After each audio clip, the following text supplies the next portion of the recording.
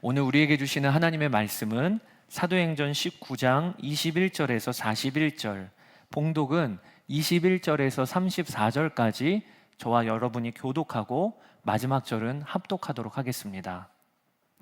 이런 일이 있은 뒤에 바울은 마케도니아와 아가야를 거쳐 예루살렘으로 가기로 마음에 작정하고 나는 거기에 갔다가 로마에도 꼭 가보아야 하겠습니다 하고 말하였다.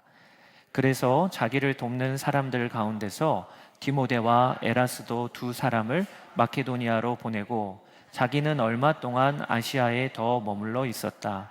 그 무렵에 주님의 도 때문에 적지 않은 소동이 일어났다. 데메드리오라고도 하는 은장이가 은으로 아데미 여신의 모형 신전들을 만들어서 직공들에게 적지 않은 돈벌이를 시켜주었다. 그가 직공들과 이런 일에 종사하는 사람들을 모아놓고 말하였다. 여러분이 아시는 바와 같이 우리는 이 사업으로 잘 살고 있습니다. 그런데 여러분이 보고 듣는 대로 바울이라는 이 사람이 에베소에서뿐 아니라 거의 온 아시아에 걸쳐서 사람의 손으로 만든 신은 신이 아니라고 말하면서 많은 사람을 설득해서 마음을 돌려놓았습니다. 그러니 우리의 이 사업이 명성을 잃을 위험이 있을 뿐만 아니라 위대한 아데미 여신의 신전도 무시당하고 또 나아가서는 온 아시아와 온 세계가 숭배하는 이 여신의 위신이 땅에 떨어지고 말 위험이 있습니다. 거기에 서 있는 사람들이 이 말을 듣고 격분해서 에베소 사람의 아데미 여신은 위대하다 하고 소리를 질렀다. 그래서 온 도시는 큰 혼란에 빠졌고 군중이 바울의 동행자들인 마케도니아 사람 가이오와 아리스다고를 붙잡아서 한꺼번에 극장으로 몰려들어갔다. 바울이 군중 속에 들어가려고 하였으나 제자들이 그것을 말렸다. 바울에게 호감을 가진 아시아의 몇몇 고관들도 사람을 보내서 바울에게 극장에 들어가지 말라고 권하였다. 극장 안에서는 더러는 이렇게 외치고 더러는 저렇게 외치는 바람에 모임은 혼란에 빠지고 무엇 때문에 자기들이 모여들었는지조차 알지 못하는 사람이 많았다. 유대 사람들이 알렉산더를 앞으로 밀어내니 군중 가운데서 몇 사람이 그를 다그쳤다. 알렉산더가 조용히 해달라고 손짓을 하고서 군중에게 변명하려고 하였다. 그러나 군중은 알렉산더가 유대 사람인 것을 알고는 모두 한 목소리로 거의 2시간 동안이나 에베소 사람의 아데미 여신은 위대하다 하고 외쳤다. 아멘. 저희는 지난주부터 바울의 에베소 선교를 살펴보고 있습니다. 이 에베소 선교는 바울의 3차 전도 여행 중 아주 오랜 기간 동안 3년이라고 하는 기간 동안은 에베소에서 사역했던 아주 특별한 도시입니다. 에베소는 소아시아의 아주 중심된 도시인데 로마 제국 당시에 이탈리아 로마 그리고 이집트의 알렉산드리아, 수리아 안디옥과 더불어 4대 국제 도시였어요. 그러니까 지금으로 생각하면 프랑스 파리, 미국의 뉴욕 이런 도시를 생각하시면 되겠습니다. 그래서 이 에베소는요, 대도시 인프라가 너무 잘 갖춰져 있었어요. 지금도 셀주크라고 하는 튀르키예 도시를 가보시면 원형극장, 또 목욕탕, 그 다음에 길거리에 세워진 기둥들이 으리으리하죠. 그래서 에베소에는 극장과 경기장이 있었고 목욕탕을 비롯한 문화, 여가 시설이 많았습니다. 아시아 전역에서 많은 사람들이 에베소 하면 가보고 싶은 도시, 꼭 한번 여행해보고 싶은 도시가 에베소였어요. 그래서 바울은 에베소로 들어가려고 했던 거예요. 왜냐하면 이 에베소는 사람들이 많이 모이고 도시에서 영향을 받고 또 자기 고향으로 돌아가는 아주 도시이기 때문에 여기에 교회가 세워지면, 그리고 여기에서 복음이 전파되면 에베소뿐만 아니라 아시아 전역에 영향을 끼칠 수 있는 파급력이 엄청났던 거예요. 그래서 바울은 에베소로 그렇게 들어가고 싶어 했던 거예요. 이 에베소에는 다양한 도시 인프라 외에도 아주 유명한 것이 있었는데 그게 바로 아르테미스라고 하는 여신의 신전입니다. 오늘 본문에는 아데미라고 되어 있는데 이 아데미 여신이 젖가슴이 많이 달려있는 풍요와 번영을 주는 여신이라고 사람들이 믿었어요. 여러분들이 그림에서 보고 계신데 이 신상은 어떻게 비롯되었을까? 학자들은 그 출발을 고대 운석이 떨어진 것으로부터 시작되었다고 그렇게 추측합니다. 고대 시대에 운석이 떨어지면 그 사람들은 하늘에서 신이 내려줬다고 여겼겠지요. 하늘에서 떨어지는 거니까요. 한 번은 이 에베소 지역에 운석이 떨어졌는데 사람들이 그 운석 모양이 젖가슴이 많이 달린 여신의 모양으로 상상을 한 거예요. 그리고 그것을 다듬어서 이게 바로 아데미 여신이다, 이렇게 사람들에게 내세웠던 거죠. 이게 오늘 본문에도 들어가 있는 내용이에요. 35절에 시청 서기관이 무리를 진정시키고 나서 말하였다. 에베소 시민 여러분, 우리의 도시 에베소가 위대한 아데미 여신과 하늘에서 내린 그 신상을 모신 신전 수호자임을 모르는 사람이 어디 있습니까? 운석이 떨어지고 그것을 조각한 거예요. 이 아데미 여신을 모시는 신전은 규모가 어마어마했다고 추정이 되어집니다. 아테네의 파르테논 신전의 4배 규모였고요. 지금 저희가 예배드리는 이 공간이 7m예요. 그런데 기둥 하나만 18m가 되는 기둥이 127개가 놓여 있는 엄청난 규모의 신전이 바로 이 아데미 신전이었어요. 축구장 하나 크기라고 그렇게 추측을 합니다. 그러니까 이 에베소는요, 아데미 신전 관광 산업으로 먹고 사는 도시인 거예요. 그리고 부수적으로 딸려 있는 여러 사업들이 이 아데미와 관련되어 많았습니다. 그 중에 하나가 이 아데미 신상을 작은 모양으로 만들어서 아데미를 방문하는 사람들에게 기념품으로 혹은 나도 모실 신으로 모시고 가는 이 신상 산업이 아주 번창했어요. 그 중에 돈을 꽤나 많이 벌었던 사람이 있었는데 성경에도 그 이름이 기록될 정도니까 얼마나 영향력 있고 부호였나. 그가 바로 데메드리오라고 하는 사람이에요. 근데 이 데메드리오는 은세공업자였는데 자신의 은세공 기술을 신상 만드는 일에 적용을 했는데 소위 대박을 친 거예요. 사람들이 기왕 신상 가져갈 거면 목각으로 만든 거 가져가겠습니까? 은으로 만들어간 거 가져가겠습니까? 기왕이면 은으로 만든 걸 더 정성껏 모시고 가는 거죠. 그러니까 장사가 너무 잘 되니까 이 데메드리오가 직공들까지 고용을 해서 사업을 크게 벌렸습니다.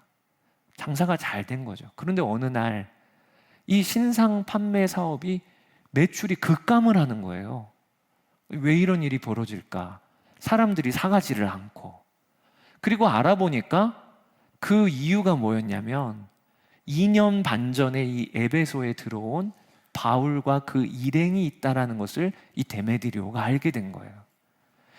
바울이라고 하는 그 그리스도인이 두란노 서원이라고 하는 곳에서 날마다 복음 강론을 한다는 거예요. 근데 그 복음 강론을 해서 에베소시에 안 가본 이들이 없대요. 그런데 거기에 가면 사람들이 바뀌는 겁니다. 어떻게 바뀌느냐? 그동안은 아데미 여신을 섬기고 따르고 그 우상을 귀히 여겼는데 그 복음 강론에 갔다가 돌아온 사람들이 마음이 바뀌기를 그 여신 신상을 버리는 거예요. 이게 무슨 일인가 했더니 그 바울이 두란노 서원에서 강론하는 아주 중요한 주제 중에 하나가 사람의 손으로 만든 신은 신이 아니다.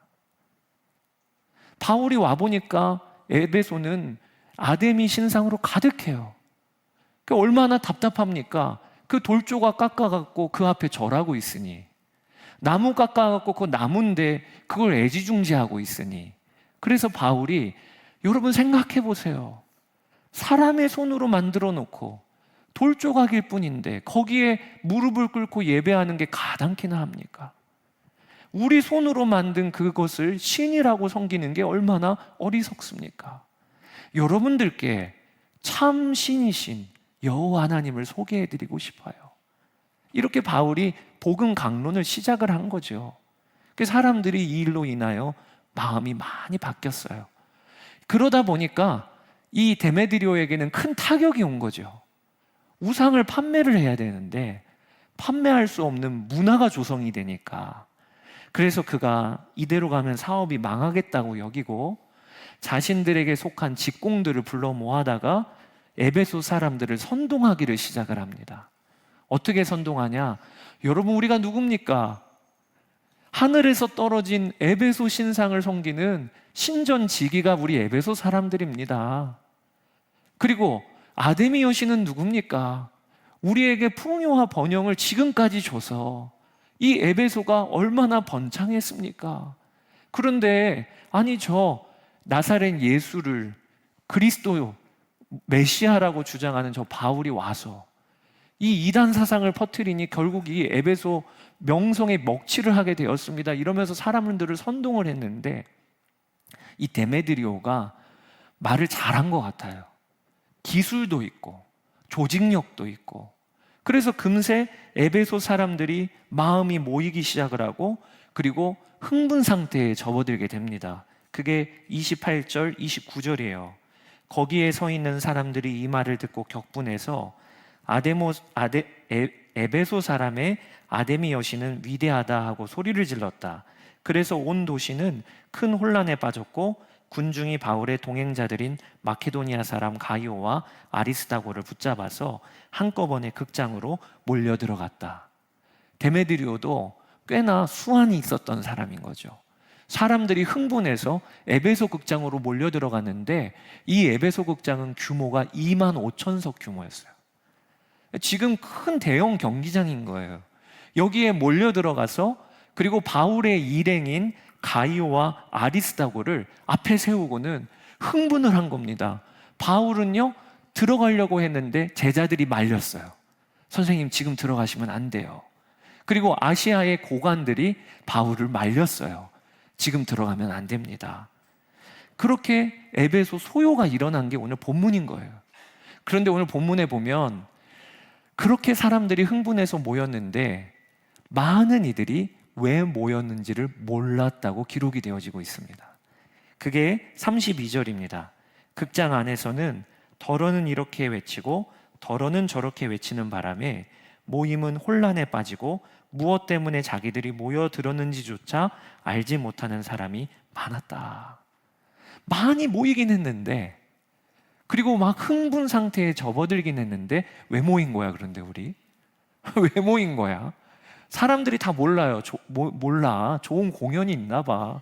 하여튼 사람들이 막 몰려들길래 나도 따라왔어. 그래서 개역 성경에 보면 태반이나 절반이 넘는 태반이나 왜 모였는지를 몰랐는데 그렇게 모인 게 오늘 본문인 거예요. 그러니까 이 상황은요, 바울과 그 일행에게도 위험한 상황이지만 에베소에 사는 유대인들에게도 위험한 상황이에요. 왜냐하면 에베소 이방인들에게는 바울이나 유대인이나 구분이 안 되는 거거든요. 바울도 유대인이에요. 그러니까 유대인 공동체에게는 어떤 위기가 닥쳤냐면, 오랫동안 에베소에 터잡고 살고 있었는데 에베소 사람들이 바울 때문에 유대인인 우리도 의심하게 되는 이 지경에 처한 거예요. 그래서 유대인 공동체가 말 잘하는 알렉산더라고 하는 사람을 앞으로 내세웁니다. 우리하고는 아무 상관없어요, 이 말 하려고 알렉산더가 나온 거죠. 그런데 알렉산더가 나오니까 진정이 되기보다는 저 사람 유대인이야 하면서 사람들이요, 흥분의 극에 달아요. 그리고 그들이 2시간 동안 아데미를 외쳤다고 오늘 본문에 기록되어 있습니다. 34절. 그러나 군중은 알렉산더가 유대 사람인 것을 알고는 모두 한 목소리로 거의 2시간 동안이나 에베소 사람의 아데미 여신은 위대하다 하고 외쳤다. 여러분, 2시간 동안 2만 5천석 규모의 경기장에 사람들이 들어가서 아데미를 같이 외친다고 생각해 보세요. 이거는요, 종교적인 흥분이 일어나는 거예요. 환각 상태에 들어가는 거예요. 축구 좋아하지 않는 사람들도 축구 경기장 가고 가운데 서갖고 2시간 동안 외치면요, 자기도 모르게 손들고 뛰어다닙니다. 흥분하니까요. 지금 그렇게 하고 있는 거예요. 지금 에베소에 그런 일이 벌어난 겁니다. 근데 오늘 본문 우리가 읽지는 않았지만 후반부에 들어가 보면 그렇게 흥분한 군중들이 금세 흩어져요. 에베소의 서기장이 나와서 사람들을 진정시키고 뭐라고 이야기하냐면, 이 집회 신고한 집회입니까? 아니 갑자기 모여서, 이렇게 모여서 2만 명이 넘도록 모여 흥분하고 있으면 로마 당국에는 무슨 집회라고 신고를 할 수 있겠습니까? 이 불법 집회로 이렇게 모이면 로마 당국이 에베소에 폭동이 났겠다, 에베소에 사람들이 모여서 무슨 대회를 연대, 이렇게 오해를 하면 어떻게 합니까? 에베소는 눈치를 볼 수밖에 없었어요. 왜냐하면 로마라고 하는 제국이 어찌됐든 에베소를 인정해 주니까 그 도시가 유지되고 있는 거거든요. 그러니까 서기장이 사람들을 그렇게 진정시킨 거예요. 그리고 정식 고소 절차를 밟아서, 바울을 고소할 게 있으면 정식 고소 절차를 밟으면 되지, 이렇게 불법 집회로 모이면 어떻게 합니까? 이렇게 사람들을 설득시켜서 금세 흩어지는 게 오늘 본문의 내용입니다. 오늘 본문을 보면서 우리가 알게 되는 것이, 사도 바울의 에베소 선교는 지난주에 우리가 살펴봤을 때 엄청난 부흥을 이루었지만 그게 그저 쉽게 된 게 아니라는 거예요. 에베소에 저항이 많았고 에베소 사역에 있어서 어려움들이 많이 있었음을 오늘 본문이 보여주고 있는 겁니다. 고린도전서 15장에 보면 바울은 에베소에서 맹수와 더불어 싸우는 것 같았다, 이렇게 표현을 합니다. 또 사도행전 20장에 보면 3년 동안 밤낮 눈물로 너희들에게 복음을 전했다, 이렇게 표현을 합니다. 그러니까 에베소 선교는요, 바울에게 있어서 잘 풀리는 선교가 아니라 싸우고 이기고 승리하고 했던 선교였던 거죠. 그게 오늘 본문의 내용을 정리해 드렸어요. 저는 오늘 본문을 읽으면서 제 마음의 눈에 아주 와닿았던 한 단어가 있어요. 그게 바로 오늘 32절에 보니까 에베소의 극장에 에베소 사람들이 모여들어서 모임이 되었다고 했거든요. 그게 31절 읽어드릴게요. 극장 안에서는 더러는 이렇게 외치고 더러는 저렇게 외치는 바람에 모임은 혼란에 빠지고 무엇 때문에 자기들이 모여들었는지조차 알지 못하는 사람이 많았다. 그런데 이 모임이라고 하는 표현을 성경 저자인 누가가 어떤 단어를 썼냐면 에클레시아라고 하는 단어를 썼어요. 에클레시아. 여러분, 에클레시아가 뭐지요? 교회예요, 교회. 그러니까 누가는요, 아주 흔치 않은 일이에요. 교회, 사람들이 믿는 성도들이 모인 곳을 교회라고 사도행전은 썼는데, 오늘 본문에 보면 이 에베소 극장에 모여있는 사람들의 모임을 에클레시아, 교회라고 호칭하고 있는 거예요. 제가 이 본문을 묵상하면서 하나님이 저에게 주시는 깨달음과 도전이 하나 있어요. 그게 무엇이냐면, 하나님께서 진짜 에클레시아는 어떤 모습인가를 우리로 하여금 점검하게 하시고 결단하게 하시려고 하는 하나님의 계획이 있는 본문이구나 라는 것을 깨달았어요. 여러분, 이 에베소에는 지금 두 에클레시아가 일어나고 있습니다. 하나는 두란노 서원을 중심으로 한 복음이 선포되어지는 에클레시아, 교회가 일어나고 있고요. 그리고 또 하나는 에베소 극장에서 사람들이 그렇게 많이 모였는데 태반이나 왜 모여 있는지 모르는 에클레시아가 일어나고 있습니다. 이 두 모임을 보면서 하나님은 우리로 하여금 우리 모임을 점검하게 하시는 것이구나 라는 게 깨달아진 거예요. 여러분, 오늘 본문에 에베소 극장에는 사람들이 태반이나 왜 모였는지 모른다고 되어 있습니다. 그게 세상의 에클레시아예요. 반대로 우리는 하나님으로부터 세상으로부터 하나님께 부름받아 모인 공동체 에클레시아입니다. 그러면 우리 모임은 특징이 뭐지요? 왜 모였는지를 아는 사람들인 거예요. 오늘 우리는 왜 모였는지를 아는 사람들인 거예요. 그렇게 되시기를 축복합니다. 우리는 왜 모였는가? 너무 당연한 일인 것 같지만 살아계신 하나님을 예배하려고 모인 거예요. 살아계신 하나님을. 이것을 우리가 다시 한번 확인하고 오늘 그냥 돌아가는 이가 아무도 없어야 되겠어요. 마치 에베소 극장에 모이긴 열심히 모였지만 서기장 한 명이 해산했더니 그냥 뿔뿔이 흩어지는 그런 모임이 되면 안 되죠. 우리가 왜 모였는지를 알고 그리고 그걸 분명히 해야 되죠. 지금 에베소에서 모이는 이 모임은요, 어떻게 보면 예배예요. 예배. 열광적으로 2시간 동안 아데미를 외쳤습니다. 찬양이죠. 찬양. 아데미 이 찬양이에요. 그리고 데메드리오라고 하는 아주 웅변이 뛰어난 설교자도 있는 겁니다. 2시간 동안 그들은 지치지도 않았어요. 흥분을 가라앉혀야만 될 정도로 열광적으로 모였어요. 그런데 그 모임의 결과는 뭡니까? 아무런 능력이 없어요. 에베소를 조금도 바꾸지 못해요. 그냥 뿔뿔이 흩어지는, 가루처럼 흩어지는 모임이에요. 그런데 반대로 두란노 서원이라고 하는 곳은 작은 모임입니다. 그런데 이 작은 모임에서 그들이 모여서 하나님의 말씀을 듣고 그리고 그들이 모여서 하나님을 찬양했는데 이 작은 모임이 에베소 전체를 뒤집어 놨어요. 여러분, 무슨 차이인 겁니까? 무슨 차이?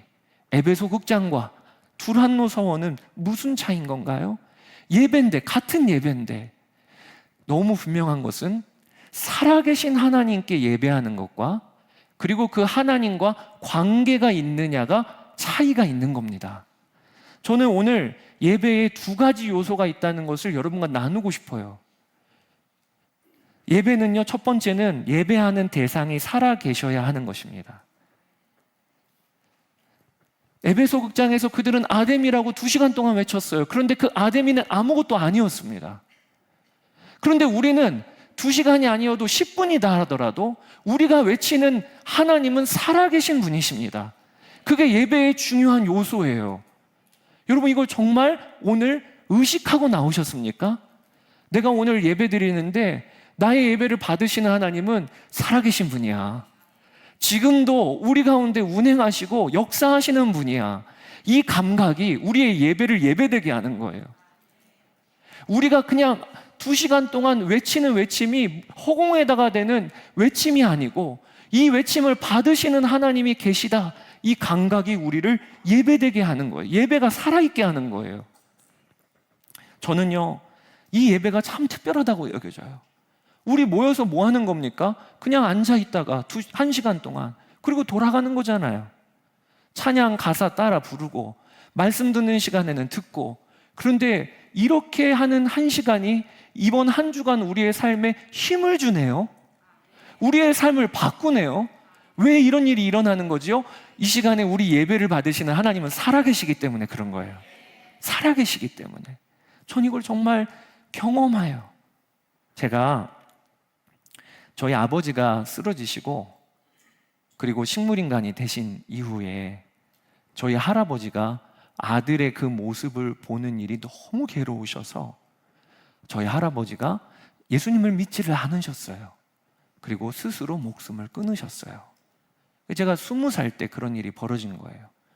19살 때 아버지는 식물인간 되시고 20살 때 할아버지가 집을 나가셔서 실종 신고를 했는데 주검으로 할아버지를 다시 모시게 됐어요.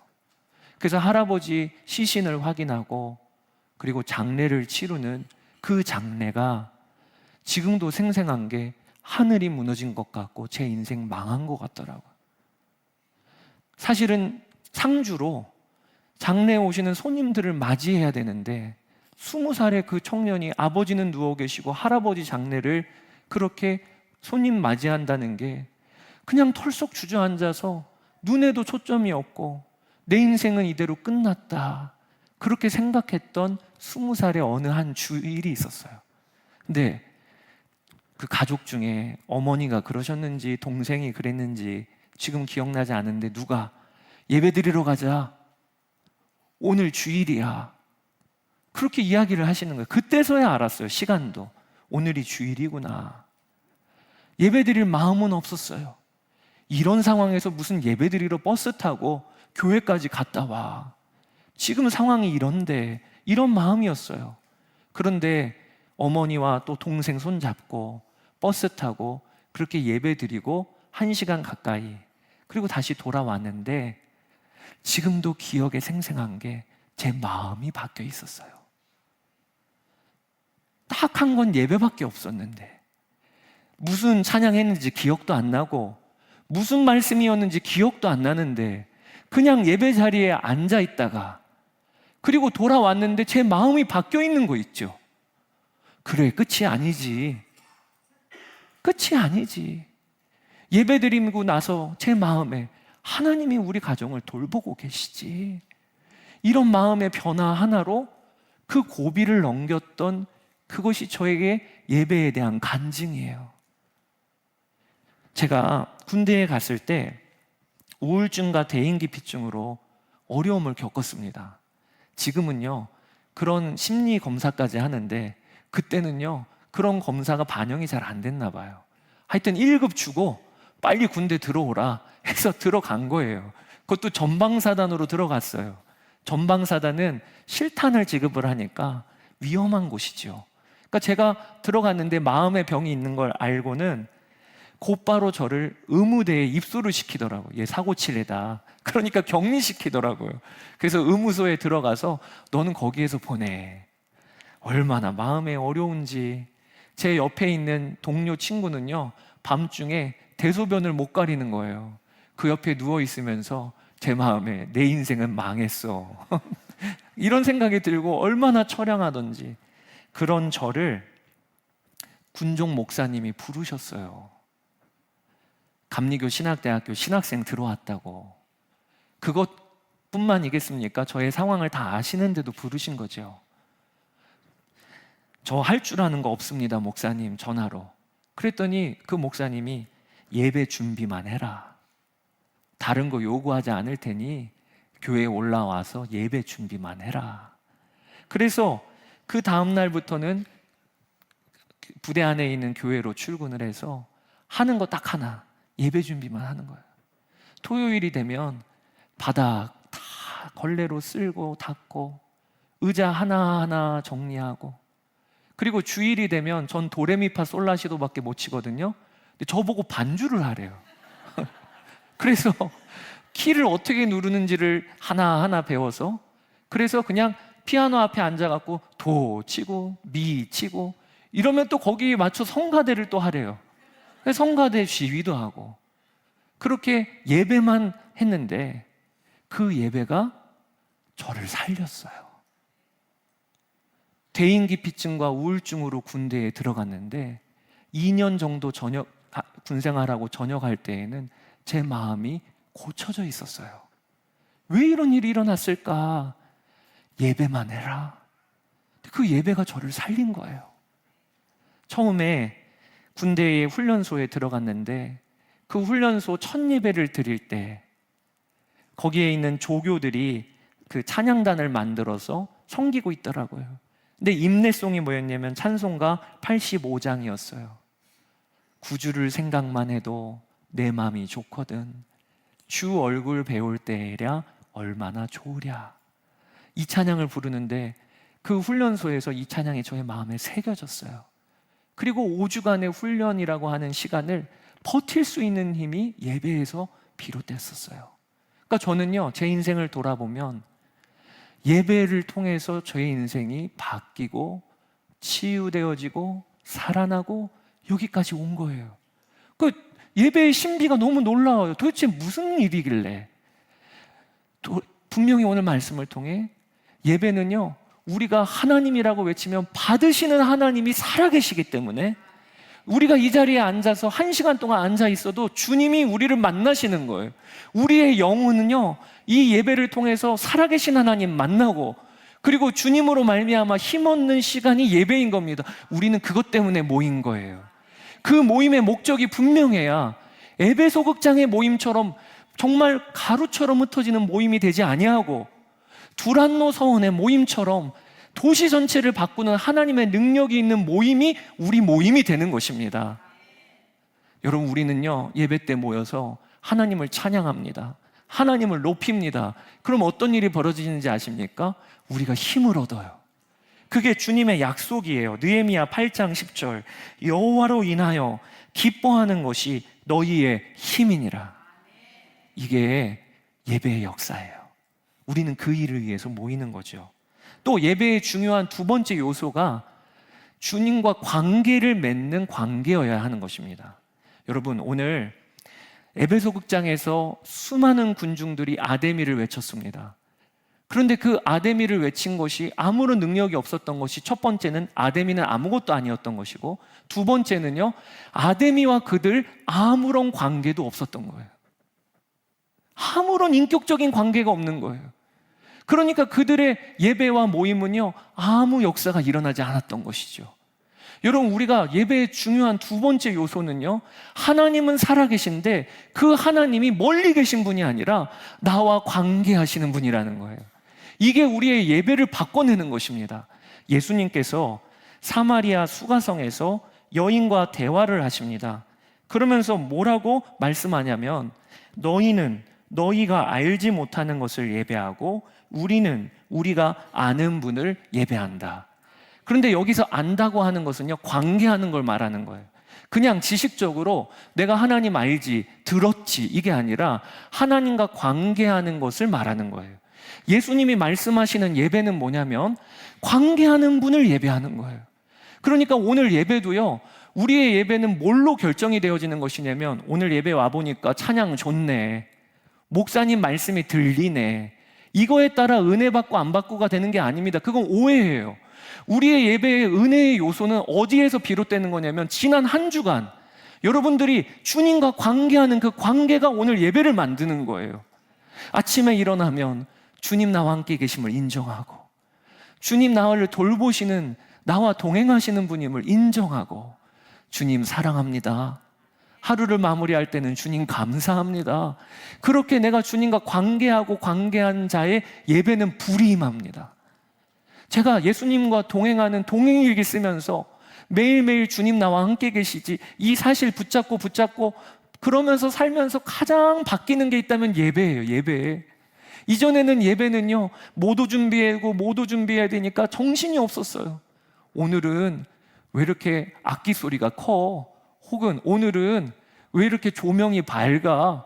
지금 그런 얘기를 하는 건 아닙니다. 방송식 긴장하지 마세요. 네. 온통 그런 거에만 신경을 썼는데, 예수님과 관계하고 하면서 예배가 바뀌기를, 그런 게 보이지를 않고, 어떤 예배든 은혜가 있고, 어떤 예배든 예배드리면서 내가 살고. 그러니까 여러분, 오늘 우리가 왜 모였는지 본문을 반영해서 우리가 정말 붙잡을 게 있는 거예요. 우리는 예배하러 모인 것이고, 예배의 중요한 요소는 살아계신 하나님과 내가 관계하는 자로 사는 것이 나의 예배를 결정하는 것입니다. 이걸 우리가 붙잡게 되기를 원합니다. 또 두 번째, 우리는 왜 모이는가? 흩어져 사명을 감당하기 위하여 모이는 것입니다. 오늘 본문에 에베소의 소요가 일어나기 전에 바울은 특별한 계획을 하나 세웁니다. 그것이 무엇이냐면, 예루살렘에 들렀다가 로마도 보아야 하리라. 21절, 이런 일이 있은 뒤에 바울은 마케도니아와 아가야를 거쳐 예루살렘으로 가기로 마음을 작정하고, 나는 거기에 갔다가 로마에도 꼭 가보아야 하겠습니다 하고 말하였다. 이게 무슨 이야기냐면, 바울은요, 에베소의 놀라운 부흥을 맛보았어요. 3년 동안 사역했어요. 그런데 거기에 안주하지 않고 그 다음에 분명한 목표가 있기를, 먼저는 예루살렘에 가서 예루살렘에 기근을 당한 그 예루살렘 교인들을 도와야 되겠다. 이게 바울의 첫 번째 비전이었고요. 그리고 로마로 가서 로마를 선교기지 삼아서 서바나, 지금의 스페인까지 복음을 전하여야겠다라고 하는 결단을 하게 됩니다. 그래서 그 좋은 부흥했던 에베소를 이제 뒤로 하고 다음 스텝을 걸어가야 될 결정을 한 거예요. 그렇게 결정한 이후에 바울이 디모데와 에라스도 두 사람을 마게도냐로 먼저 보냅니다. 왜 보내냐? 먼저 제자들을 보내서 그 마게도냐 교인들이 예루살렘 어려움을 당한 성도들에게 낼 부조, 헌금을 먼저 모으게 하려고 제자들을 먼저 보낸 거예요. 여기까지 이어지고 그 즈음에 에베소 소동이 일어난 겁니다. 자, 23절에 그 무렵에 주님의 도 때문에 적지 않은 소동이 일어났다. 그 무렵에. 그런데 여러분, 이 그 무렵이라고 하는 헬라어 단어가 카이로스라고 하는 단어예요. 여러분 한 번쯤은 들어보셨죠? 시간 개념이 두 가지가 있어요, 성경에는요. 하나는 크로노스예요. 그냥 째깍째깍 흘러가는, 우리가 시계 보면 그 시간을 크로노스라고 표현해요. 카이로스는 뭐냐? 그렇게 째깍째깍 흘러가는 그 흐름 속에 하나님이 개입하시는 거예요. 내 때야, 지금이야 라고 하는 게 카이로스예요. 그러니까 오늘 에베소에 소요가 일어났다고 하는 것은 그냥 우연히 일어난 일이 아니라 하나님이 바로 이때야, 바로 지금이야 하면서 에베소에 소요가 일어난 거예요. 저는 이걸 묵상하면서 하나님이 주시는 도전이 있다라고 여겨져요. 바울이 에베소가 너무 좋았지만 여기에서 만족하지 않고 사명 감당하러 또 길을 나서야지. 로마 교회도 방문하였다가 서바나 스페인까지 복음을 전해야지. 그리고 제자들까지 먼저 마게도냐로 보낼 이때 하나님이 맞장구 쳐두듯이 그래, 잘했다. 에베소 교회가 이제 그 다음 단계를 걸을 때이다. 그게 뭐냐면 에베소를 중심으로 해서 소아시아 전역에 이 폭동으로 인하여 교회가 흩어지는 겁니다. 다른 교회도 세우고 다른 지역에도 복음 전하고, 이 일이 오늘 본문에 일어난 거예요. 제가 이것을 묵상하면서 우리가 왜 모이는가? 우리는 사명 감당하러 흩어지기 위하여 모이는 겁니다. 여러분, 오늘 주일 예배 왜 온 겁니까? 이번 한 주간 동안 직장에서, 학교에서, 그리고 가정에서 사명 감당하려고 오늘 예배 드리는 거예요. 이걸 분명히 해야 합니다. 오늘 예배 드리면서 은혜를 받지요. 그 은혜를 받은 걸 가지고 사명지에서 흘려보내야 합니다. 이것이 균형이 맞는 사람을 성숙하다고 말하는 거예요. 교회도 사명 감당하는 교회여야 하나님께서 세워주세요. 제가 첫 사역지가 저희 모교회였는데 담임 목사님이 저에게 중고등부를 맡겨주셨어요. 근데 중고등부 아이들만 130명, 그리고 선생님들까지 하면 150명 되는 큰 규모의 공동체였습니다. 그런데 열심히 사역을 해도 어떤 변화의 기미가 없는 거예요. 열심히 시간을 보내고 최선을 다해도. 그러다가 어떤 계기로 청소년 아이들 중에 기도 모임이 만들어지고, 그 기도 모임이 모여서 기도하다가 하나님이 불을 부어주셨어요. 그리고 그들이 어떤 작정을 했냐면, 우리가 모여서 기도하는 것도 너무 좋지만 우리가 받은 이 구원의 복음을 다른 이들에게도 전합시다.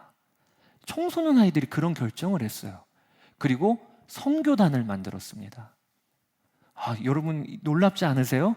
지금 이런 일이 일어난다는 거는요, 진짜 놀라운 일인 거예요. 제가 사역했던 그 사역지에 그런 일이 일어났어요. 그리고 그 선교단 이름을 지금도 참 재밌어요. 사랑죽강 선교단이라고 했어요. 그게 뭐냐면 사랑은 죽음보다 강하다. 그래서 사랑죽강 선교단. 그래서 이 청소년 아이들이 주일에 예배 오면 그냥 오지를 않아요. 예배가 11시면 9시에 먼저 모여요. 그리고 모여서 함께 기도하고, 그리고 전도지 들고 3분의 1은 전도지 들고 나가요. 3분의 1은 쓰레기 주워요. 3분의 1은 사거리에 서서 현수막 들고 찬양을 불러요. 그렇게 1시간을 섬기고 예배에 오는 거예요. 청소년 아이들이요, 복음 전도지 들고 나가면요, 거부하는 사람이 많이 없어요. 왜? 예쁘니까요. 그러니까 이렇게 아이들이 나가면요, 어른들이 나가는 것보다 더 강력한 거예요. 그렇게 1시간 동안 섬기고 예배에 오니까 예배에 불이 많은 거 있죠. 그러면서 공동체 안에 변화가 생기기 시작했어요. 모이면 기도하고, 아이들이 전도하러 모이고, 그리고 전도 중에 치유의 역사가 일어나는 거예요. 머리가 아파서 못 나온다고 했는데 아이들은요, 진짜 직진남 직진녀가 많아요. 그래도 와. 그래도 와. 그래서 와서 전도 같이 하다가 보면 하나님이 나를 고쳐주셨어요. 이런 간증들이 일어나고, 제가 그 사랑죽강 선교단이라고 하는 청소년들의 그 모임을 통해서 제가 깨닫고 알게 된 것이 있어요. 그게 무엇이냐면, 하나님은요, 사명 감당하려고 하는 공동체와 교회를 결국엔 세워주세요. 그게 하나님 나라 원리예요. 예루살렘 교회도 세워지니까 하나님께서 그들을 사명 감당하라고 사마리아로 그리고 저 갈릴리로 뿔뿔이 흩으십니다. 안디옥 교회도 세워지니까 사명 감당하라고 바나바와 바울을 세워서 선교 여행을 보내십니다. 오늘 에베소도 하나님께서 놀라운 부흥 이후에 사명 감당하라고 이런 소요를 주시며 결국에는 소아시아 전역으로 흩어지게 하십니다. 그거는 에베소 교회에게 비극이 아니고 오히려 하나님께서 에베소 교회를 세워주심이에요. 저는 우리 비올드 교회를 위해서도 여러분과 꼭 이 기도 제목을 붙들고 싶습니다. 저희는요, 사명 감당해야 돼요. 개척교회인데 아직도 우리 모이는 일이 소중하고 더 모여야지 아니고요. 지금부터 우리는 부지런히 복음 전하러 그리고 이 땅에 청년 세대 세우러 헌신해야 합니다. 내년에 2월 달에 지금 벌써 그 광고를 드릴게요. 이 땅에 예수님과 동행하는 청년 세대를 세우기 위해서 저희 교회에서 예수동행 청년 세미나를 준비하고 있습니다. 대만에서도 30명의 대표단이 오기로 했어요. 중국에 있는 청년들이 오기로 했어요. 그래서 우리 교회에서 그 일을 하려고 하는데 사람들이 들으면요, 좀 약간 의아해요. 개척교회 아니었어요? 개척교회 아니었어요? 그런데 제가 마음에 품는 것은 개척교회라고 사명을 감당하는 일에 우리가 헌신하지 못할 이유가 뭐가 있겠어요? 오히려 하나님의 계획은요, 교회가 사명을 감당하는 것이 하나님의 복이 흐르고 은혜가 흐르는 통로인 것이거든요. 그러니까 우리는 그 일을 감당해야 돼요. 이건 개인적으로도 마찬가지입니다. 여러분, 우리가 사명 감당하고 은혜 흘려보내려고 하면 하나님이 우리에게 은혜 부어주십니다. 오늘도 예배의 자리에 여러분 왜 오셨습니까? 은혜 받으러 오셨지요? 그런 거지요? 그런데 그렇게 예배 드리지 마시고요, 이제는요, 은혜 흘려보내러 오세요. 그게 더 하나님 앞에 지혜로운 일이에요. 은혜 받으려고 오신 분들은 하나님이 응답해 주실 겁니다. 나에게 은혜 주시겠죠. 그런데 거기서 끝이에요. 은혜를 흘려보내려 오신 분들은요, 나를 통하여 하나님이 다른 이도 세우시고 그리고 그렇게 할 수 있도록 나에게도 힘 주십니다. 그게 우리가 신앙생활을 바르고 지혜롭게 하는 원리인 거죠. 내가 지금 부족해, 나는 아직까지도 연약해, 이렇게 생각하지 말고 하나님이 교회를 세우시는 원리를 보니까 사명 감당하는 교회는 하나님이 세우시는 거거든요.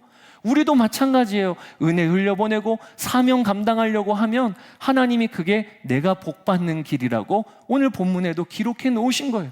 에베소 교회에 하나님께서 사명 감당하는 교회 세우셨듯이 우리 또한 그렇게 결단하고 이번 한 주간 그렇게 사시게 되기를 주의 이름으로 축복합니다. 여러분, 오늘 말씀을 마무리를 지을게요. 우리는 왜 모인 겁니까? 하나님을 예배하려고 모인 거예요. 테반이나 에베소에 있는 극장에 있는 사람들이 왜 모였는지 모르는 것처럼 우리도 오늘 그렇게 하다가 돌아가면 안 됩니다. 우리는 하나님은 살아계시며 그리고 하나님과 관계하는 자들에게 하나님은 예배의 은혜를 부어주십니다. 그 일을 위해 모인 거예요. 또 우리는 왜 모인 겁니까? 흩어져 사명 감당하려고 모인 거예요. 오늘 받은 은혜를 가지고 기도할 때 하나님, 제가 가는 곳곳마다 은혜를 흘려보내고 사랑을 흘려보내는 사명자 되어 살게 하여 주소서. 그렇게 해서 오늘 우리 비올드 교회 모임이 두란노 서원 모임 되기를 주의 이름으로 축복합니다. 이 시간에 우리 같이 찬양하고 기도하기를 원하는데, 오늘은 제가 그저 말씀 주제에 맞는 찬양이라기보다는 주님을 높이고 싶었어요. 그게 예배잖아요. 예수님의 이름을 부르고 싶었어요. 그게 예배잖아요. 오늘 그런 찬양을 통해 우리 하나님께 마음껏 예배하는 시간을 가지면 좋겠습니다. 예수 하나님의 공의, 예수 하나님의 공의, 주독생자 그의 나라 임하시네.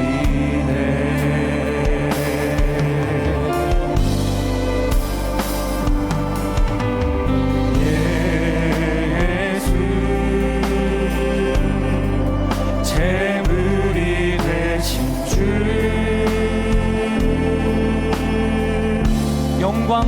중에 그의 나라 영광 중에 그의 나라 임하시네. 우리 고백합시다. 주의 나라 영원하며 주의 나라 영원하며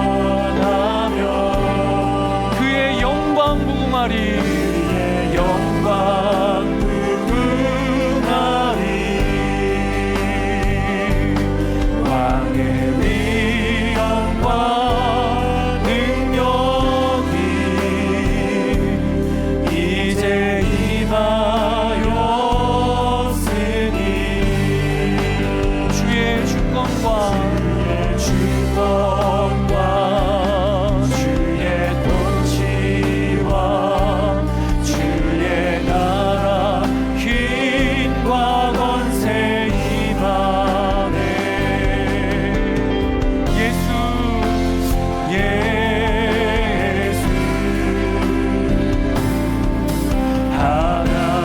하나님의 우리 또 예수님의 이름을 높입시다. 예수 하나님의 사랑 예수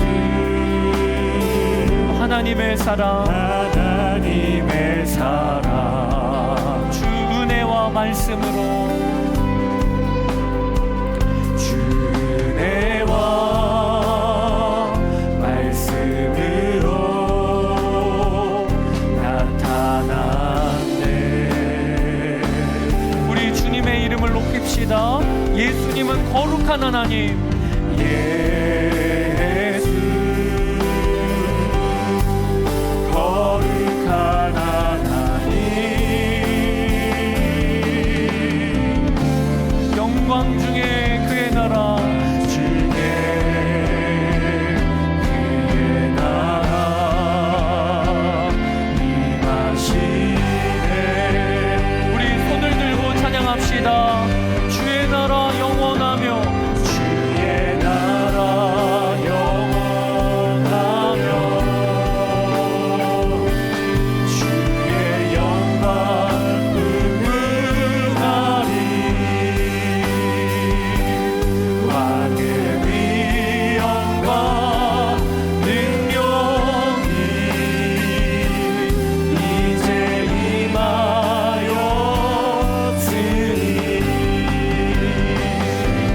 주의 주권과 주의 통치와 주의 나라 힘과 권세 임하네.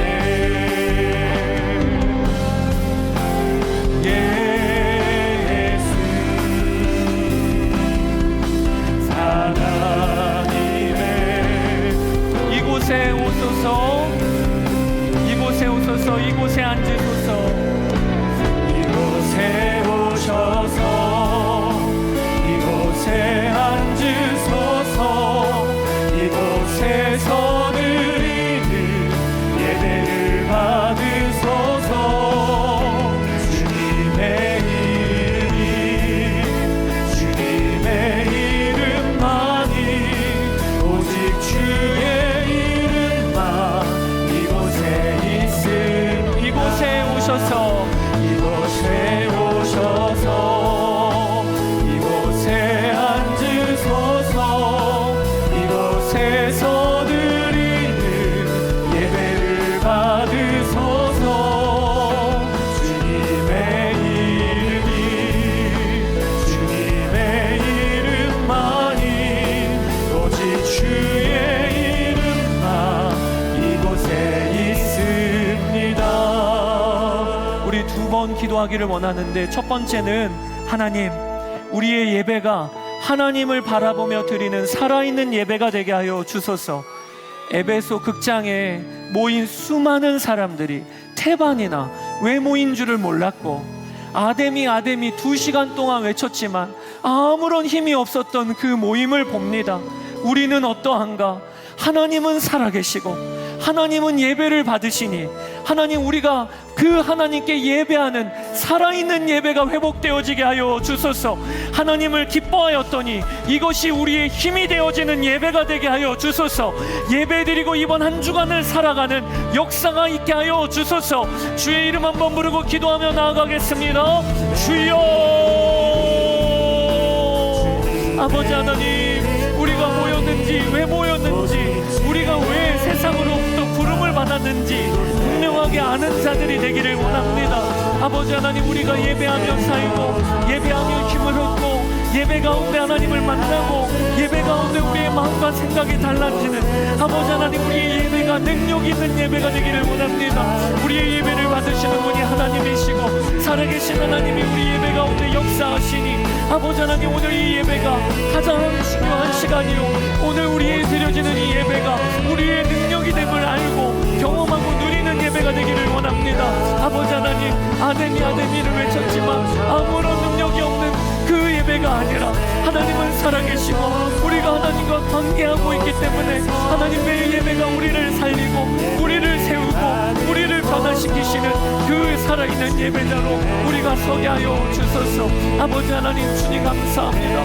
나의 주, 나의 아버지 하나님, 주여 인도하여 주소서. 아버지 하나님, 인도하여 주소서. 아버지 감사합니다. 우리 두 번째로 기도할 것이, 하나님은 하나님의 때에 에베소 교회를 흩으셨습니다. 사명 감당하는 교회로 또 한 걸음을 걷게 하여 주셨습니다.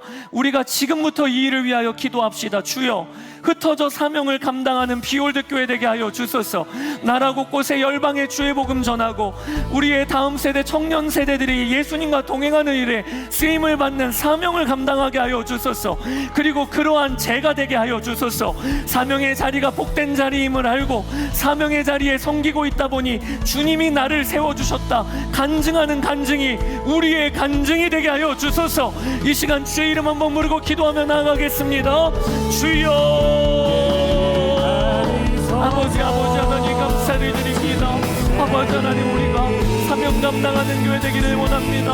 아버지 하나님, 에베소 교회가 아버지 하나님 사명 감당하는 교회로 한 걸음 더 걷게 하여 주셨듯이, 아버지 하나님, 비올드 교회가 사명 감당하는 교회로 아버지 열방에 나가는 교회 되게 하여 주시고, 우리 가운데 선교사들이 일어나게 하시고 우리의 청년들이 거룩한 결단으로 아버지 하나님 주의 복음을 들고 땅끝까지 나아가는 역사가 일어나게 하시고, 아버지 예수님과 동행하는 청년 세대들을 세우는 복을 감당하게 하여 주소서. 그러한 교회들로 우리가 서게 되기를 원합니다. 우리 한 사람 한 사람이 사명을 감당하는 사명자로 서게 되기를 원합니다. 나의 주, 나의 아버지 하나님, 감사합니다. 주여 하여 주소서.